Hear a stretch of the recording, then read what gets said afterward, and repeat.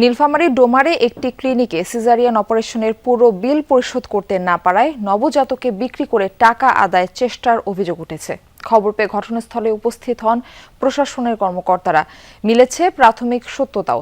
তদন্ত প্রতিবেদন পাওয়ার পর পরবর্তী আইনগত ব্যবস্থা নেওয়ার কথা জানিয়েছে প্রশাসন, যদিও অভিযোগ অস্বীকার করেছেন অভিযুক্ত চিকিৎসক।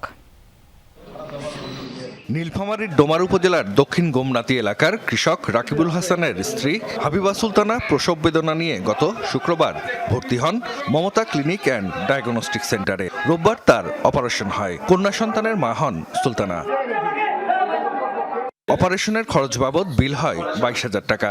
নিম্নবিত্ত পরিবারটির অভিযোগ, পুরো টাকা পরিশোধ করতে না পারায় ক্ষিপ্ত হন অস্ত্রোপচারকারী চিকিৎসক ডাক্তার ফারজানা আফরিন।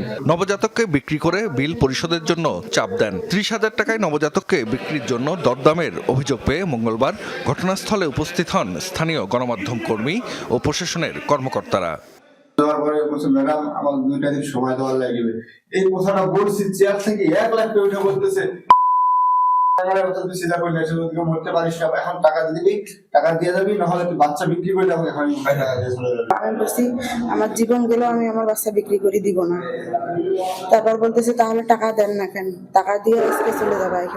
প্রাথমিকভাবে অভিযোগের সত্যতা মিলেছে বলে জানিয়েছেন উপজেলা স্বাস্থ্য কমপ্লেক্সের মেডিকেল অফিসার ও ইওনো। এছাড়া নানা অনিয়মের অভিযোগে ক্লিনিকটিকে 1.5 লাখ টাকা জরিমানা করা হয়। তদন্ত সাপেক্ষে পরবর্তী আইনগত ব্যবস্থা নেওয়া হবে বলে জানান ইওনো। স্পর্শকাতর এবং একটা অমানবিক অভিযোগ, যেগুলো বাচ্চা কেনাবেচা হচ্ছে। তো আমরা এসে দুপক্ষের কথা শুনে ব্যাপারটি সমাধান চেষ্টা করেছি। সেই সাথে হাসপাতালে কিছু অসঙ্গতি আমরা পেয়েছি। এখানে সেই অসঙ্গতিগুলোর প্রেক্ষিতে একটি আমরা প্রতিবেদন দিব। আমি মহোদয়ের সাথে কথা বলবো, যেহেতু উনি আমাদের সরকারি হাসপাতালের ডক্টর।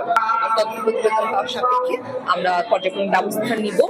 তবে অভিযোগ অস্বীকার করেছেন ডাক্তার ফারজানা। দাবি, নবজাতক বিক্রি নিয়ে কারোর সাথে কোনো কথাই হয়নি তার। আমার সাথে তো কোনো কথা হয় নাই। আমি আমার মতো রুগী দেখি, রুগীর সাথে কথা হয়, আমার মতো আমি চলে যাই। এখন কে এটা তো আমার সাথে তো বাচ্চা নিয়ে কোনো ডিল না। আমার সাথে সিজার হয়েছে, সিজারের টাকা দিলে রুগী চলে যায়।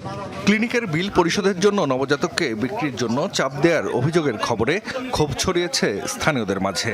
সুষ্ঠু তদন্তের মাধ্যমে দ্রুত ব্যবস্থা নেওয়ার দাবি তাদের। জাহিদ হাসান, যমুনা নিউজ।